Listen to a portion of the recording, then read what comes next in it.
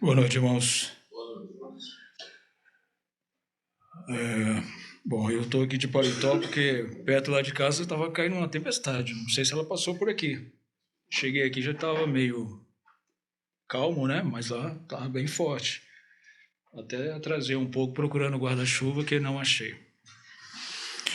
Bom, nós iremos meditar hoje, irmãos, em Salmos, capítulo 16. Salmos, capítulo 16. Eu acredito que isso já deva ter acontecido com alguns irmãos, com os irmãos que pregam, né? Principalmente com o pastor que prega com mais frequência, de você começar várias pregações e deixar pelo meio. E só quase na véspera do dia, é você realmente conseguir fazer uma pregação e trazê-la, né? Pronta para expor. Isso aconteceu de novo comigo, já não é a primeira vez que isso acontece, né? Simplesmente tem vezes que a gente não consegue explicar o porquê. A gente realmente começa a ver textos muito bons, com pregações que parecem que vão, no final vai chegar e vão se tornar boas pregações, mas chega uma hora que trava e não vai. E graças a Deus chegamos aqui nesse Salmo, capítulo 16. Eu espero que seja de grande edificação para os irmãos, assim como foi para mim. Confesso que fui grandemente exaltado por esse salmo, né, da palavra de Deus. Irmãos, nós iremos fazer a leitura dele e após estaremos meditando, tá? Salmos capítulo 16, nós iremos meditar em todo esse capítulo, versículos de 1 a 11. Diz assim a palavra do Senhor. Guarda-me, ó Deus, por quem te confio. A minha alma disse ao Senhor, Tu és meu Senhor, Tu és o meu Senhor. A minha bondade não chega à tua presença. Mas aos santos que estão na terra, e aos ilustres, em quem está todo o meu prazer. As dores se multiplicarão àqueles que fazem oferendas a outros deuses. Eu não oferecerei as suas libações de sangue, nem tomarei os seus nomes nos meus lábios. O Senhor é a porção da minha herança e do meu cálice. Tu sustentas a minha sorte. As linhas caem-me em lugares deliciosos. Sim, coube-me uma formosa herança. Levarei ao Senhor que me aconselhou. Até os meus rins me ensinam de noite. Tenho posto o Senhor continuamente diante de mim. Por isso que ele está à minha mão direita. Nunca vacilarei. Portanto, está alegre o meu coração e se regozija a minha glória. Também a minha carne repousará segura, pois não deixarás a minha alma no inferno, nem permitirás que o teu santo veja a corrupção. Far-me-ás ver a vereda da vida na tua presença, a fartura de alegrias. A tua mão direita há delícias perpetuamente. Irmãos, gostaria de começar a nossa meditação frisando esse último versículo, onde o salmista fala aqui sobre fartura de alegrias na presença do Senhor. Delícias perpetuamente na mão do Senhor. Por que gostaria de começar aqui? Nós não iremos, né, do versículo 11 ao versículo 1. Nós iremos começar aqui e iremos retornar ao versículo 1. Mas aqui fala de algo muito interessante, né? Na verdade, resultado de tudo aquilo que ele vem falando. Algo interessante que muitas vezes passa desapercebido de nós. Uma das armas de Satanás, nós sabemos que desde o princípio, é mostrar para as pessoas que Deus, de certa forma, impede que nós tenhamos alegria. Quando Satanás tentou Eva, né, na tentação lá no jardim do Éden, quando ele tentou Eva, ele supôs que Deus estava impedindo que eles tivessem algo prazeroso. Na verdade, é essa a ideia que Satanás passa. Quando mostrando que Deus nos impede de ter prazer, nos impede de ter alegria. E ao contrário, nessa mesma linha, vamos dizer assim, não ao contrário, mas nessa mesma linha ele mostra que nós temos alegria e prazer quando nós desobedecemos a Deus, como ele mostrou a Eva. Ela olhou aquele fruto, aquela árvore, né? Era boa para se comer, desejável, e comeu. Essa é a arma que Satanás usa, irmãos. Usou naquela época e usa até os dias de hoje. Ele continua mostrando para as pessoas que Deus impede que as pessoas tenham alegria, tenham prazer. Não sei se vocês já assistiram, eu já assisti a alguns filmes que mostram lá algumas pessoas religiosas, já viu? Eles fazem de questão de colocar os crentes como pessoas tristes, deprimidas, rancorosas. Por quê? Porque a ideia deles é a mesma que Satanás emprega, de que Deus nos impede de ser felizes, de ser alegres. Deus impede que nós tenhamos prazer. Mas isso nós sabemos que não é verdade. A palavra de Deus mostra-nos, né, em toda a Escritura, nós vemos claramente que a Bíblia mostra a nós que o pecado ele pode até trazer um certo prazer, tipo, rapidamente, né? Ele traz um prazer rápido, né? No momento ali, mas logo se torna em grande tristeza e sofrimento a longo prazo. Aquele prazer que você recebeu a curto prazo, recebeu logo em seguida por ter pecado, a longo prazo aquilo se torna em grande tristeza e sofrimento na sua vida, como foi o grande exemplo lá no Jardim do Éden. Todas as consequências que veio ali. A Bíblia também mostra, irmãos, que servir ao Senhor traz a nós um certo sofrimento. Inicialmente, podemos passar por grandes aflições, assim como Cristo disse. Cristo não nos enganou dizendo que nós teríamos uma vida folgada, cheia de regalias e tranquila por crer nele. Pelo contrário, ele falou que no mundo nós teremos aflições, mas que nós pudéssemos ter bom ânimo porque ele venceu o mundo.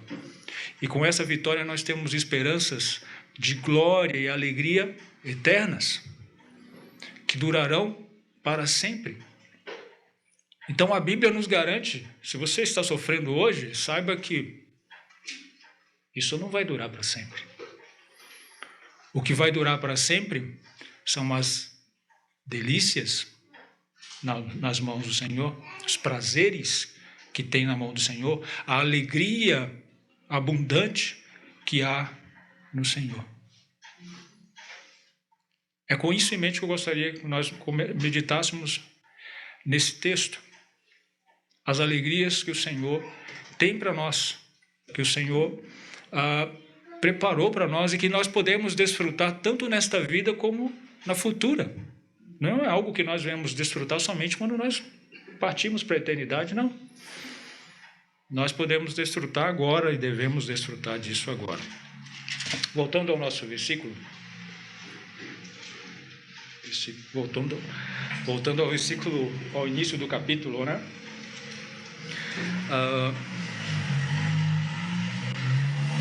Gostaria de, antes de iniciarmos aqui, também fazer um comentário, né? Para nós também termos isso em mente.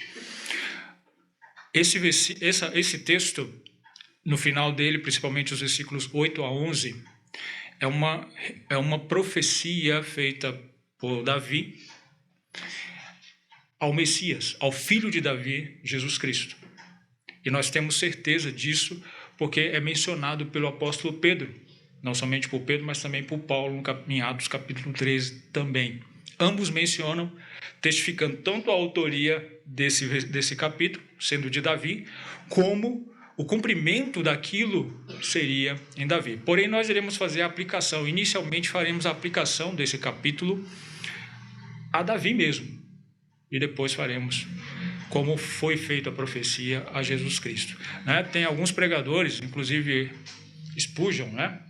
Ele faz a aplicação de todo esse capítulo a Jesus Cristo. Nós iremos fazer a Davi, depois os últimos versículos, as quais são citados pelo apóstolo Pedro, nós iremos fazer a Jesus Cristo. Aí o salmista começa assim: guarda-me, ó Deus, porque em ti confio. Nós não sabemos, irmãos, o que Davi estava passando neste momento, não é claro o que ele estava passando nesse momento, se ele estava em um perigo iminente, né? Se ele estava passando por alguma perseguição, se havia alguma dificuldade para ele, ou se ele simplesmente estava meditando nas inúmeras dificuldades as quais ele passou, nas inúmeras perseguições a qual ele passou e que ele poderia vir passar novamente. Não somente isso, mas talvez o pensamento mais correto, o guardar espiritualmente, guardar no seu andar, no seu proceder. Isso, tanto Davi como todos nós precisamos, que o Senhor esteja sempre nos guardando e nos protegendo.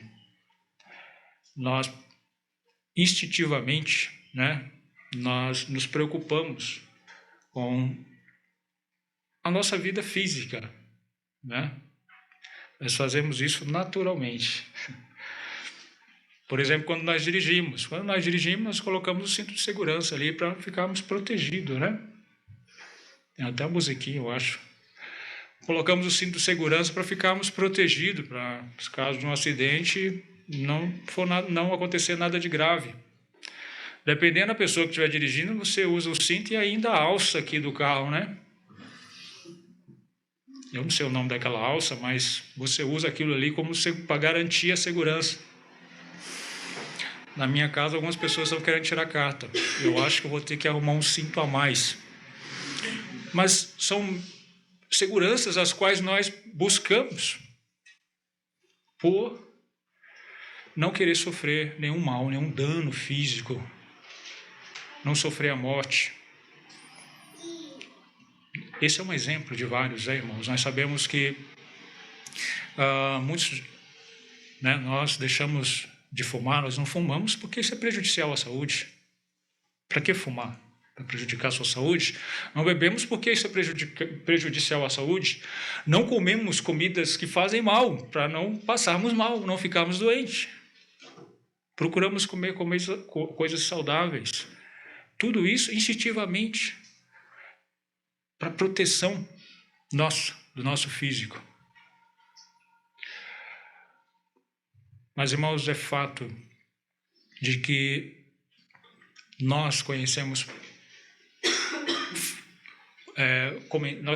reportagens, notícias de pessoas que sofreram um grande acidente e todos morreram.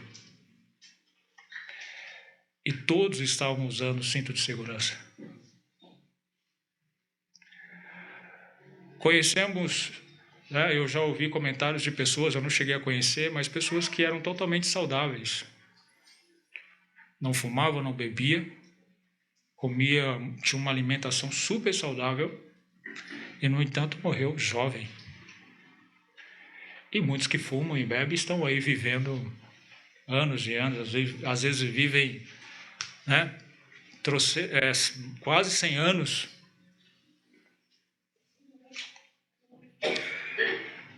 O fato é, irmãos, todos nós precisamos da segurança daquele que criou todas as coisas. E que todas as coisas subsistem através dele. Paulo cita esse Deus, né, no caso Jesus Cristo, lá em Colossenses, no capítulo 1, versículo 17. Ele é antes de todas as coisas. E todas as coisas subsistem por ele. Paulo está se referindo a Jesus Cristo. Todas as coisas, elas são sustentadas por Cristo. Então, irmãos, se Cristo nos soltar, olha, você se desintegra. Opa! Trava a língua, desintegra, né? Você simplesmente morre. Se Cristo nos soltar, se nós não tivermos o seu braço forte nos sustentando. Então, irmãos, é certo, é necessário que nós oremos pelas pessoas, para que Deus os proteja, para que Cristo os proteja, para que o Senhor os deixe seguro, porque só a segurança vem do Senhor. É o Senhor que guarda. Mas mais do que a proteção física e temporal, né, irmãos? Porque nós sabemos que por mais anos que venhamos a viver aqui, tendo uma vida saudável ou não, mal vamos chegar aos 100 anos, né? E quando chega aos 100 anos, nem lúcido é, né? Fica meio gagá. Mas o máximo é isso. A segurança maior que nós precisamos, que a palavra de Deus nos mostra, é da ira de Deus. Nós precisamos ser guardados da ira de Deus. E essa proteção, irmãos, nós só encontramos em Jesus Cristo. Deus declarou que o seu Filho Jesus Cristo seria o refúgio a todos aqueles que creem em Cristo. O refúgio da sua ira.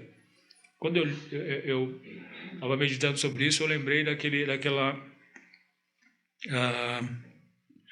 parábola que Jesus cita lá do joio e do trigo. Lá no capítulo 13 de Mateus. Jesus cita essa parábola e quando ele chega no final dessa parábola, ele fala, os seus conservos pedem para ele, olha, quer que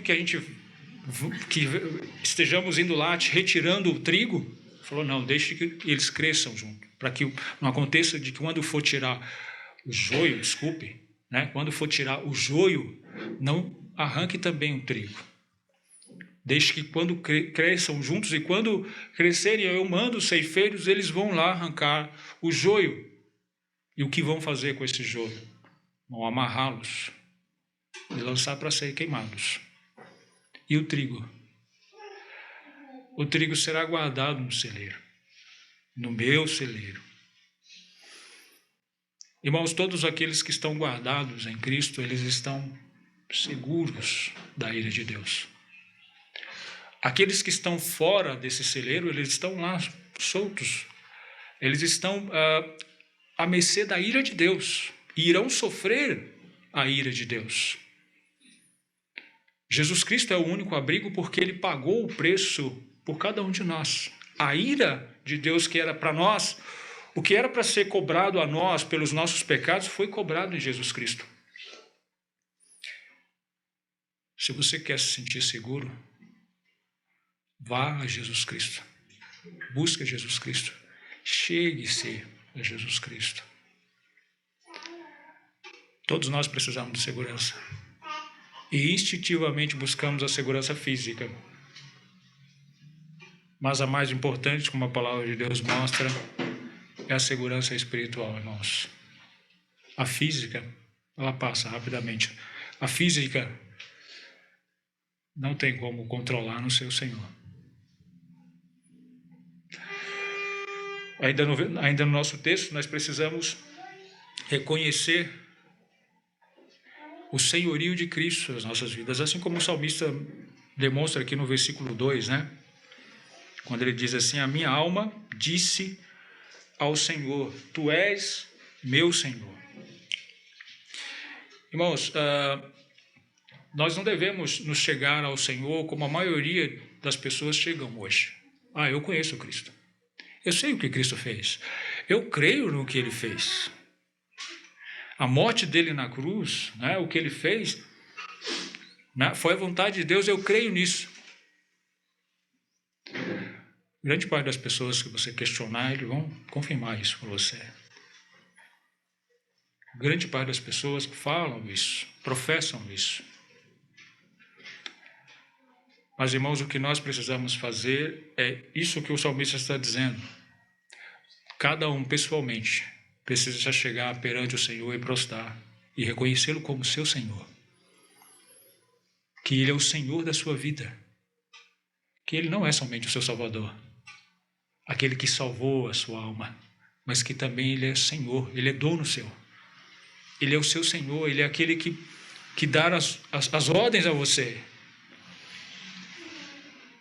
Sem Ele você não sabe o que fazer. Irmãos, quando nós temos o Senhor como nosso Senhor, Ele realmente passa a ser a coisa mais preciosa que nós temos. Mas para isso eu preciso tê-lo como meu Senhor. Não é simplesmente crer nele. E Jesus ele dá um grande exemplo disso. Lá em Mateus mesmo, no capítulo 13, ele cita duas parábolas que expressam muito bem isso. Ele fala assim: também o reino dos céus é semelhante a um tesouro escondido num campo, que um homem achou e escondeu. E pelo gozo dele vai e vende tudo quanto tem e compra aquele campo. Outro sim, o reino dos céus é semelhante ao homem negociante, que busca boas pérolas. E encontrando uma pérola de grande valor, vendeu tudo quanto tinha e comprou-a. Irmãos, ser cristão é ter o Espírito Santo de Deus em nós, abrindo os nossos olhos para enxergar o tesouro que é Jesus Cristo.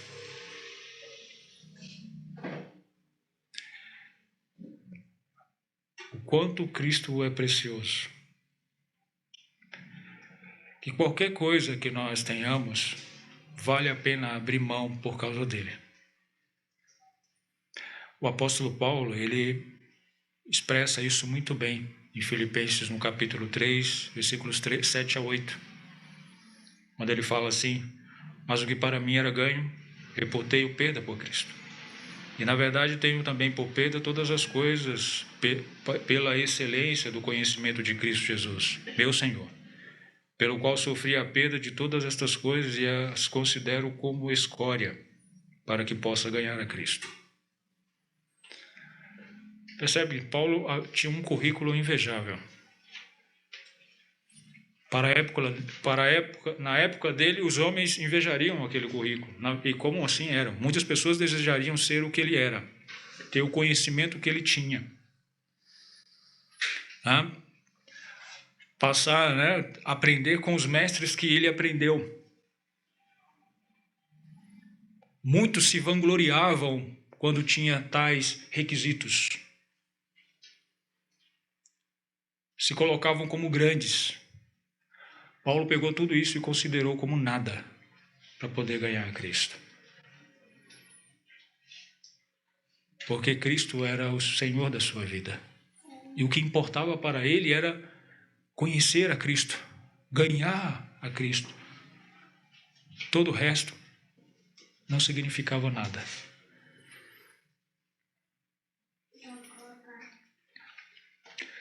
Então, irmãos, chamar a Cristo pelo nome é fácil. Muitas pessoas fazem. Mas tê-lo como um Senhor pessoal, eu não conheço pessoalmente a vida de vocês, assim como vocês não conhecem a minha vida. Não sei o quanto vocês estão comprometidos com Cristo, assim como vocês não sabem o quanto eu estou comprometido. Mas é isso que vale para onde vai a minha e a sua alma. Não é o que eu vejo, ou o que as pessoas veem, mas é o que Cristo está vendo, é o que o Senhor está vendo. É isso que determina para onde eu e você vamos, depois que passarmos aqui os nossos breves momentos de vida. Ainda no versículo, o salmista continua falando assim: a minha bondade não chega à tua presença. A minha bondade não chega à tua presença. Realmente, irmãos, as nossas boas obras, elas não servem para nada para Deus. Em que sentido eu estou dizendo? As minhas obras não vão fazer de Deus mais Deus, de Deus mais santo. Ou, se eu não cumprir as boas obras, elas não vão fazer de Deus ou menos santo. Na verdade, as minhas boas obras, elas beneficiam mais a mim, porque eu vou recolher consequências dessas boas obras, tanto nesta vida como na vida por vir. Os benefícios das boas obras que eu realizo, elas vão vir para mim mesmo. E elas podem ser vistas e também beneficiar aqueles que estão em volta de mim. Na verdade, quando nós praticamos boas obras, nós devemos praticar beneficiando as outras pessoas, não com o intuito de nos beneficiar, mas beneficiar as outras pessoas, apesar de nós sermos mais beneficiados que os outros. Mas o intuito é esse, é beneficiar as outras pessoas, que as outras pessoas vejam o que Cristo fez nas nossas vidas. E isso, irmãos, como o salmista mesmo mostra aqui, isso pode ser visto pelos santos, por aqueles que estão ao nosso redor. Como ele diz no versículo 3, mas aos santos que estão na terra e aos ilustres em quem está todo o meu prazer. Irmãos, ter o Senhor como nosso Senhor não é você se tornar um monge, né? Alguns têm uma ideia muito errada sobre ter o Senhor como Senhor de sua vida. Eu preciso me isolar para mim não pecar contra o meu Senhor. Na verdade, quando nós temos o Senhor como nosso Senhor, nós nos relacionamos com as pessoas. E nos relacionamos em conformidade com o Senhor. Porque o Senhor passa a ser o centro do nosso relacionamento. Davi mostra claramente aqui a sua alegria e o seu prazer em estar junto com os santos. E outro termo que ele usa, né? Os santos e ilustres, os excelentes, né? Esses dois termos juntos seriam aqueles que foram separados por Deus, santos de Deus, separados, excelentes, homens e mulheres, poderíamos dizer, não que esteja dizendo isso, talvez, mas homens e mulheres excelentes, pessoas de caráter excelente, pessoas que andam procurando fazer a vontade de Deus, que é excelente. O salmista mostra o seu prazer e a sua alegria em estar no meio dessas pessoas, para que ambos cresçam em santidade, para que ambos glorifiquem ao Senhor. Ter o Senhor como seu Senhor é também viver com aqueles que têm o Senhor, com o povo do Senhor, com o povo de Deus. Em contraste com isso, no capítulo 4, versículo 4, o salmista ele cita aqueles que deixaram o Senhor, aqueles que viraram as costas para Deus, os quais ele diz assim: as dores se multiplicarão àqueles que fazem oferendas a outros deuses. Eu não oferecerei as suas libações de sangue, nem tomarei os seus nomes nos meus lábios. Davi, quando medita no prazer de estar com os santos ilustres, né, povo de Deus, ele lembra daqueles que viraram as costas para Deus. E o que ele menciona aqui, virar as costas para Deus para adorar a ídolos, outros deuses. E o que ele menciona é que ele não fará parte disso. Ele não fará parte dos seus sacrifícios, das suas oferendas a outros ídolos. Ele não terá os seus nomes na sua boca, na sua língua. Ou seja, irmãos, as pessoas as quais se afastam do Senhor, os momentos que devemos falar dessas pessoas é quando nós oramos ao Senhor por elas. Não devemos falar das pessoas que abandonam o Senhor como se elas estivessem fazendo algo bom. Como se o que elas fizeram foi algo que traz alegria para elas. O salmista Davi faz questão de mencionar que nos seus lábios não será mencionado o nome dessas pessoas. Nós devemos, irmãos, nos relacionar com as pessoas deste mundo, com os ímpios, para a proclamação do Evangelho de Cristo, como fala lá em Lucas, né? O próprio Jesus menciona sobre isso, lá em Lucas, no capítulo 5, quando os fariseus e saduceus questionam os discípulos de Cristo ali, por ele estar sentado ali na mesa de publicanos e pecadores, Jesus fala que ele veio para os doentes e não para os sãos. Lembremos do propósito pelo qual, né, deixar destacado aqui o propósito pelo qual Jesus estava sentado àquela mesa. Não para escarnecer juntamente com aqueles homens, ou pecar juntamente com aqueles homens, mas para trazê-los das trevas para a luz. Havia um propósito. E esse é o mesmo propósito que nós devemos ter quando nós nos relacionamos com pessoas ímpias. Devemos ter em mente o propósito de trazê-las para a luz, de proclamar a Cristo, não compactuar, não participar das mesmas conversas que eles, falar os mesmos assuntos que eles falam.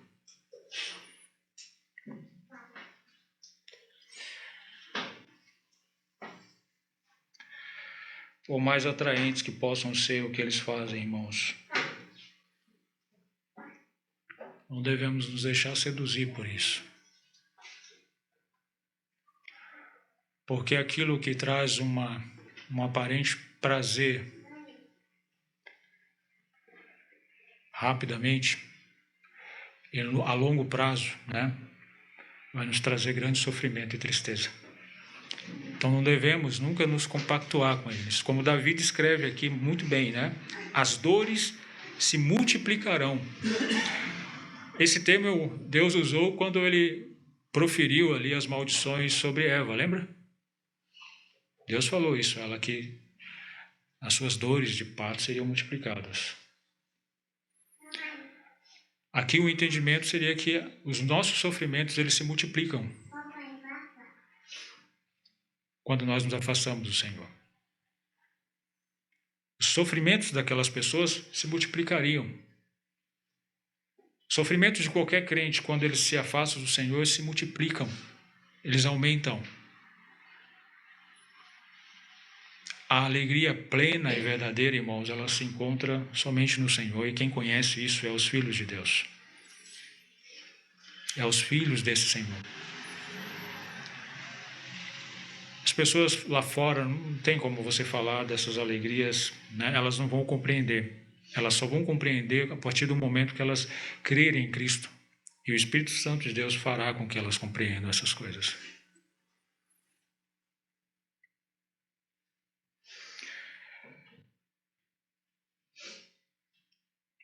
No versículos 5 e 6,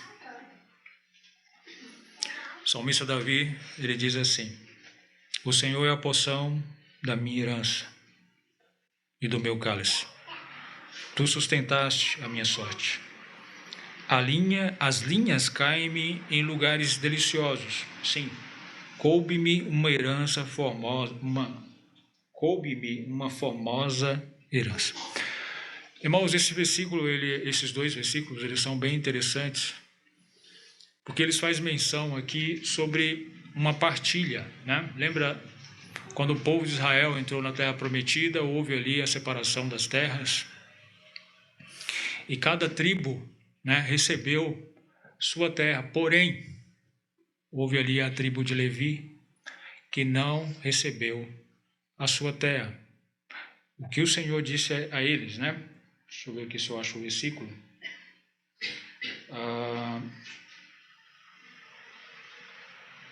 Números capítulo 18, versículo 20.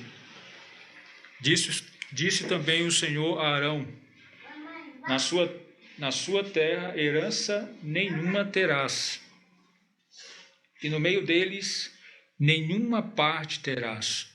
Eu sou a tua parte e a tua herança no meio dos filhos de Israel.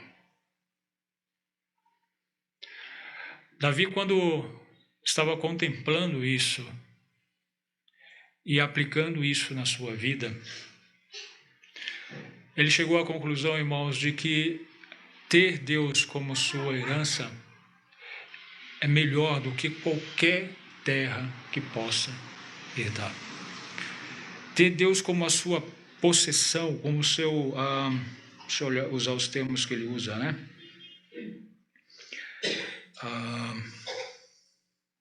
Como sua herança, como a sua porção, né? Sua herança e a sua porção. É melhor do que qualquer terra, qualquer propriedade, qualquer herança que a pessoa possa ter.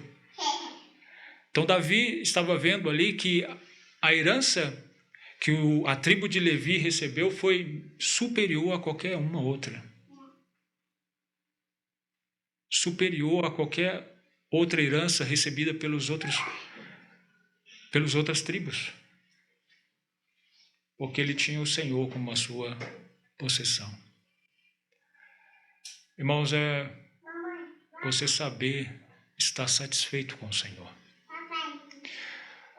O salmista Davi, ele teve, né, o rei Davi, ele teve um título, né, dado pelo Senhor, qual nós sempre falamos, né, o homem segundo o coração de Deus. E isso não foi à toa. Ele não foi o homem perfeito, nós sabemos muito bem disso. Um homem que cometeu pecados, os quais eu e você colocaríamos o dedo. Talvez até julgaríamos, dizendo que é digno de condenação eterna. Mas é um homem, irmãos, que reconhecia o que Deus havia dado para ele, o que era precioso, na verdade. O homem que sabia que Deus era o grande tesouro dessa vida. O homem que estava satisfeito com o Deus que ele tinha. Que sabia que em Deus ele tinha tudo o que era necessário para ser feliz. Não precisava de mais nada. Só que Deus fosse a sua herança, a sua porção.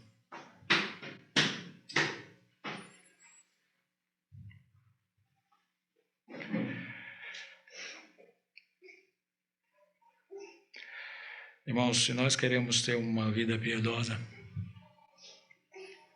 nós devemos estar contentes com o nosso Deus. Estar contentes com Ele, ter contentamento. Reconhecer que Ele supre tudo. Tudo que eu preciso, o Senhor já me dá. Isso é o grande segredo para você e eu sermos felizes nessa vida. Desfrutarmos dessa alegria abundante, dessa fartura de alegria, como ele diz aqui, dessas delícias perpétuas.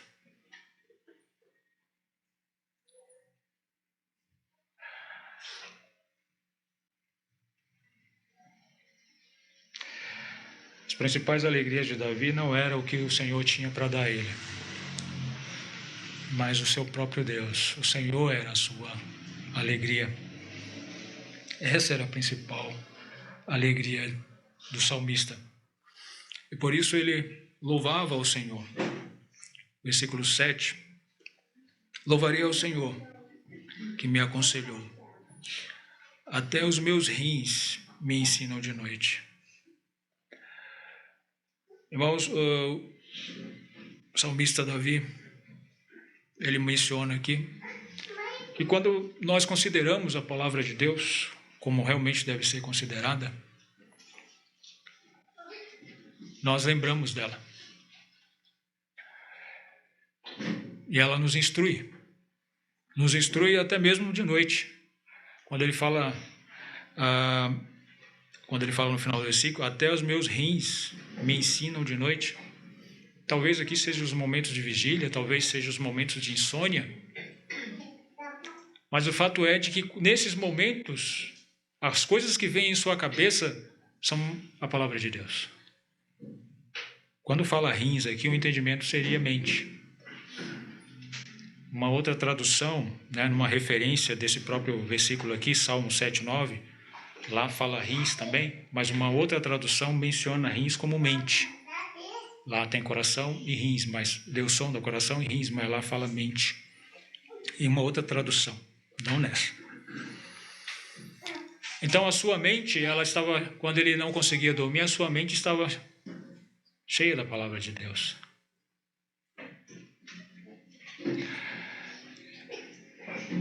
A sua mente fazia com que ele lembrasse da palavra de Deus, do que ele ouviu e do que ele leu.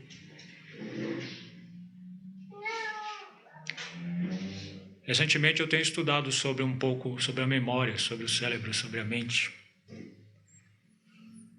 E uma das coisas que ajuda a memorizar, alguns aspectos que ajudam a memorizar, é quando aquilo que nós ouvimos mexe com nossas emoções.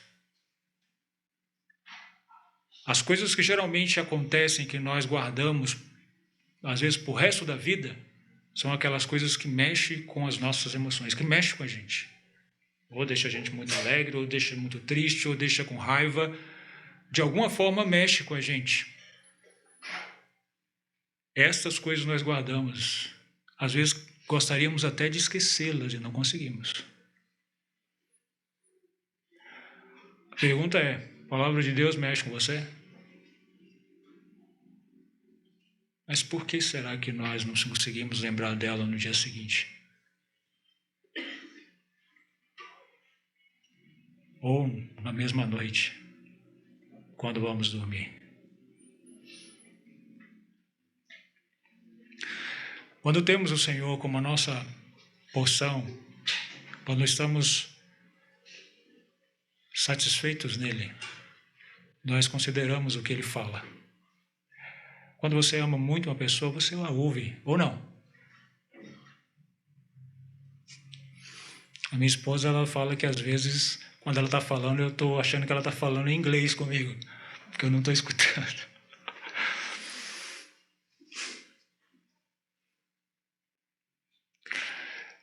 Eu só finjo que eu não estou escutando.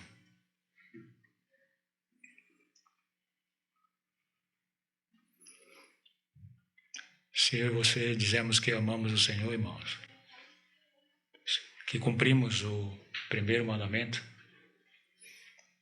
eu acho que nós devemos considerar aquilo que ele fala. Ou não ir, né? Aquilo que ele fala deve mexer comigo e com você. Não deve ser meras palavras faladas por qualquer pessoa.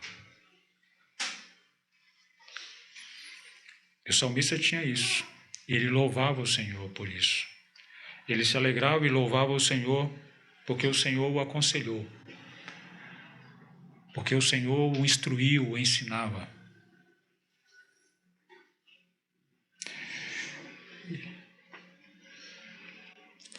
No versículo seguinte, versículo 8, ele fala assim: tenho posto o Senhor continuamente diante de mim, por isso que ele está à minha mão direita, nunca vacilarei. Irmãos, o salmista, ele tinha uma convicção de que o Senhor estava ao seu lado, continuamente. Estava próximo dele. Que o Senhor o protegeria e ele nunca vacilaria por isso. Lembra, eu já usei isso algumas vezes, vou falar, não encaixa muito bem, tá? Mas é interessante, pegadas na areia, né? Já ouviu falar essa ilustração? Eu acho que é uma ilustração. Bom, é uma ilustração, com certeza. Pegadas na areia. Que é aquela pessoa que está andando com o Senhor e ele não vê o Senhor, mas vê as pegadas, né? 2 pares de pegadas. Quando chega a parte pior do caminho, ele só enxerga 2 pegadas. Aí quando chega mais à frente, ele passa, né, quando tudo se tranquiliza, aí ele passa a enxergar os 2 pares de pegada. Aí ele questiona: Senhor, mas como assim? Como o Senhor me deixou sozinho bem no momento mais difícil? Aí o Senhor fala para ele: não, Naquele momento eu estava carregando você. Irmãos, Davi não faz como este homem que questiona o Senhor. Por que o Senhor me deixou naquele momento difícil? Não. Davi não questiona isso. Davi, pelo contrário, ele tem certeza que nos momentos difíceis o Senhor estará com ele. Por isso ele não vai vacilar. A sua confiança está totalmente no Senhor. A sua dependência é totalmente no Senhor. Ele confia piamente que o Senhor é a sua segurança. Ele não confia nele, nas suas forças. Assim como o apóstolo Paulo, né? Quando estou fraco, aí sim eu sou forte. Porque a dependência dele está no Senhor. E o salmista sabia que o Senhor o protegeria e ele não vacilaria. Portanto, versículo 9, portanto, por esse motivo, está alegre o meu coração, e se regozija a minha glória, também a minha carne repousará em segurança. Por ter essa certeza de proteção, de segurança, né, no Senhor, de que não vacilará, o salmista declara aqui que ele se alegra, né, está alegre o seu coração, se regozija a minha glória, como ele se refere aqui, mas uma tradução melhor, que eu também acredito que seja melhor para essa questão de glória, seria a minha alma.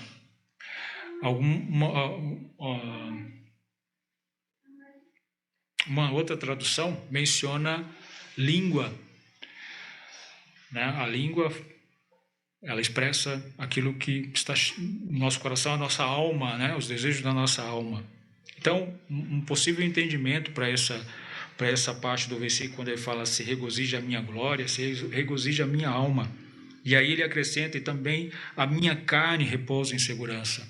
Então, todo o seu ser, tanto o interior como o exterior, ele se alegra e se regozija porque está em segurança, porque está protegido pelo Senhor. Davi enxerga isso, que o Senhor é a sua proteção, e ele se alegra nisso. E, irmãos, quando nós meditamos na questão da nossa proteção que há em Cristo, nós devemos também nos alegrar. Como o apóstolo Paulo expressa muito bem lá no capítulo 8 de Romanos, né? Vamos abrir lá para fazer essa leitura. Capítulo 8 de Romanos.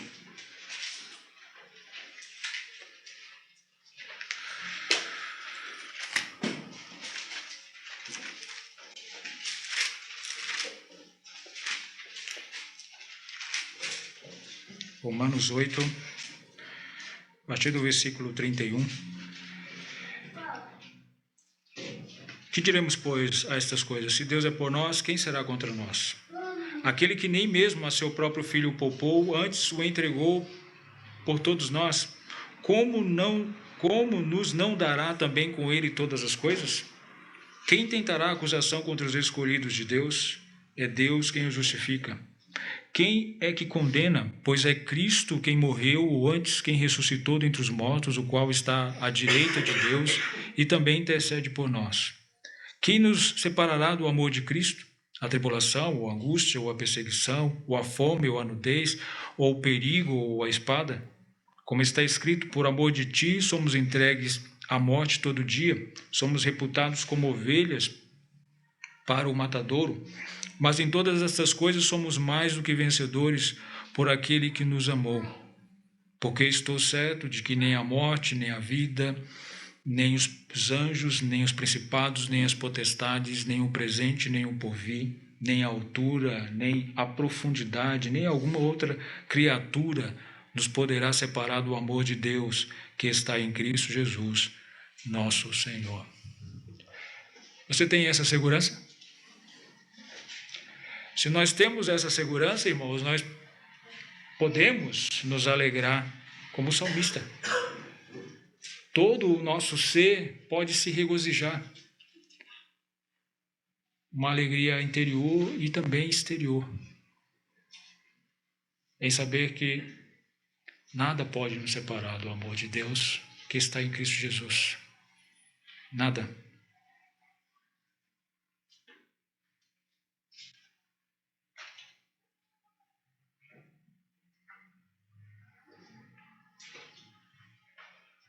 Eu me perdi aqui no esboço, aqui, irmãos. Um minuto.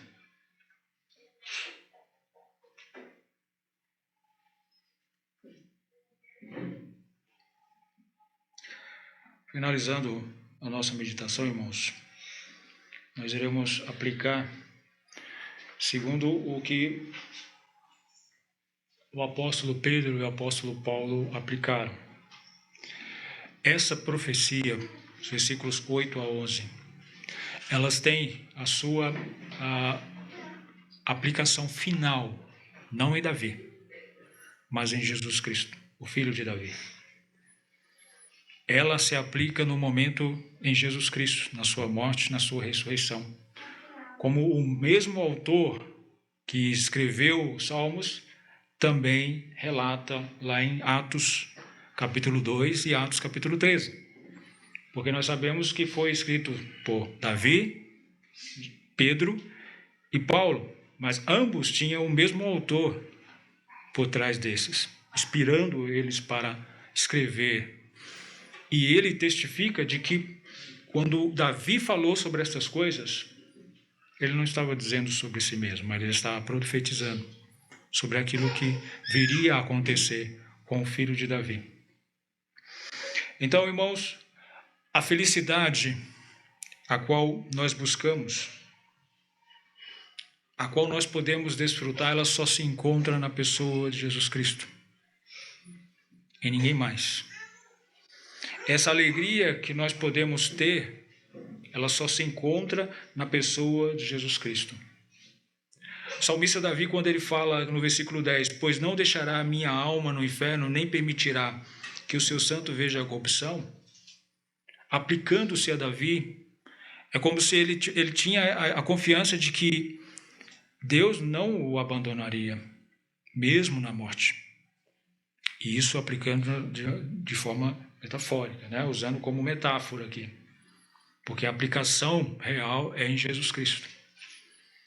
A confiança de Davi estava, como diz o versículo 11, far-me-ás ver a vereda da vida, na tua presença a fartura de alegria, e a tua mão direita há delícias perpetuamente. Essa confiança que é expressada por Davi aqui, de que nós não ficaremos afastados, de que ele não ficaria afastado de Deus mesmo depois da morte, mas que ele veria a vereda da vida, ele veria essa fartura de alegria e delícias perpetuamente. Isso só é possível em Cristo Jesus. Somente na pessoa de Cristo. Somente na obra que Cristo realizou na cruz. Aquele que morreu na cruz pelos nossos pecados, assim como as Escrituras havia dito. Nós temos estudado o Evangelho de João e passamos da crucificação. E é impressionante, irmãos. Qualquer pessoa que ler os Evangelhos, investigando, fazendo uma investigação coerente, ele dirá que Cristo foi crucificado. Que não há dúvidas de que ele foi crucificado. E o melhor de tudo isso, ele foi crucificado não como mártir, mas ele foi crucificado como sacrifício pelos nossos pecados, como o Cordeiro de Deus que tira o pecado do mundo. Foi o propósito, o plano de Deus para a salvação, minha e sua. E como o apóstolo Paulo e Pedro usa depois, né? Pedro usa, e depois o apóstolo Paulo, relatado lá em Atos, Cristo não ficou no túmulo. Davi ficou. Mas Cristo não. Ele ressuscitou. E se Cristo ressuscitou, irmãos, nós somos felizes. Porque como Paulo diz lá em 1 Coríntios capítulo 15, se Cristo não houvesse ressuscitado, nós seremos os mais infelizes, os mais miseráveis de todos os homens. Mas Cristo ressuscitou e Ele está à destra de Deus. E é a garantia minha e sua de que nós estaremos na eternidade com Deus e usufruiremos destas coisas as quais Deus prometeu.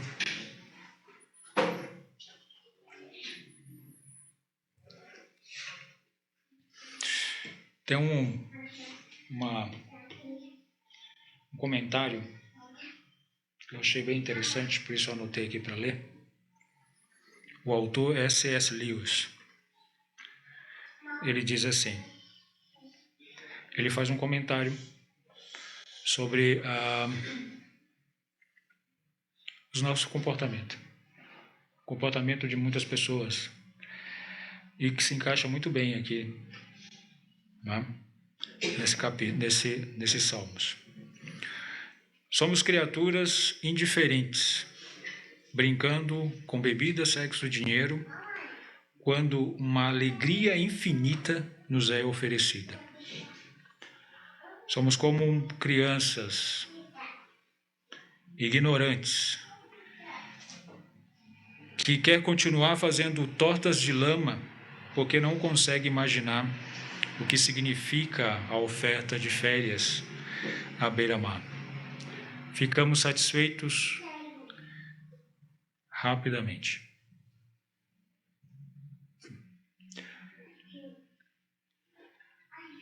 Nós nos satisfazemos rapidamente com aquilo que o mundo oferece, enquanto o que a palavra de Deus nos oferece é infinitamente maior. Ficamos contentes em ficar brincando de lama, né? Antes eu achava legal, as crianças antes, eu ainda acho, né? As crianças do passado, elas ficavam contentes com pouca coisa, né? Eu dava ali um pedaço de tijolo, ele ia brincar com aquele tijolo, né? Barro, fazer boneco e tal. Hoje não, você vai dar um brinquedo para a criança e fala, não quero isso, eu quero aquilo. Para as coisas deste mundo, nós deveríamos ser como as crianças do passado, nos contentar com coisas pequenas, coisas simples. Mas com as coisas de Deus, nós deveríamos ser como as crianças de hoje. Não quer qualquer brinquedo. Ela quer as coisas melhores, e as coisas melhores, irmãos, se o Senhor é o seu Senhor, você tem. Se não, você só vai ouvir falar, mas não usufruir. Que Deus nos ajude a estarmos sempre nos aproximando do Senhor. Que Ele seja a nossa porção, é a nossa herança, aquilo de mais valioso que nós temos nas nossas vidas. Que Deus abençoe a sua palavra. Obrigado pela atenção dos irmãos. Bom, nós iremos fazer uma oração. Eu convido a todos que pudessem colocar de pé. Iremos fazer uma oração e finalizarmos o culto.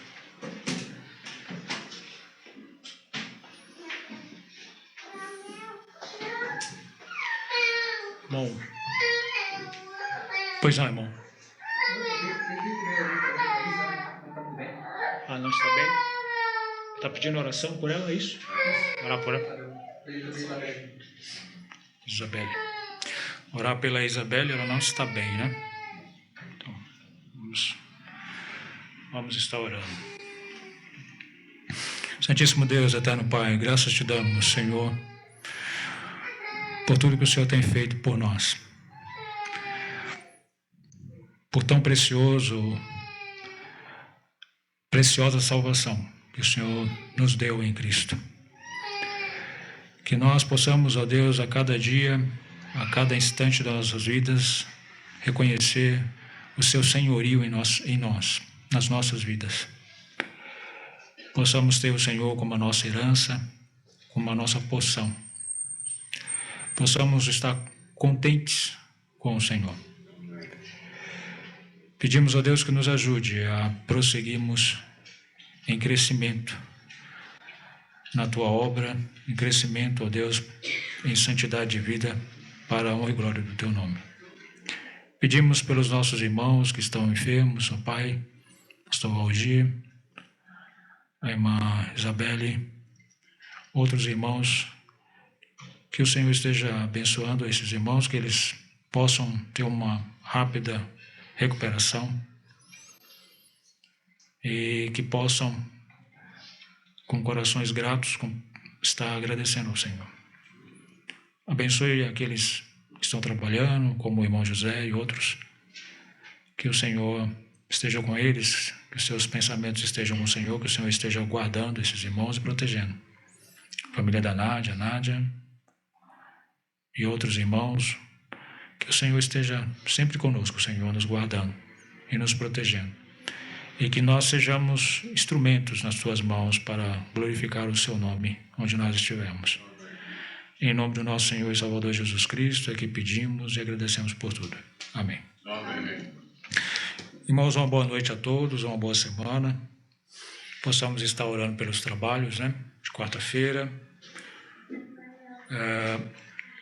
Eu acho que não somente pelos trabalhos na igreja, mas também os trabalhos seculares, que eles não nos atrapalhem de servir ao Senhor, mas que nós possamos, no nosso trabalho secular, servir ao Senhor, né? Deus abençoe. Uma boa semana, boa noite.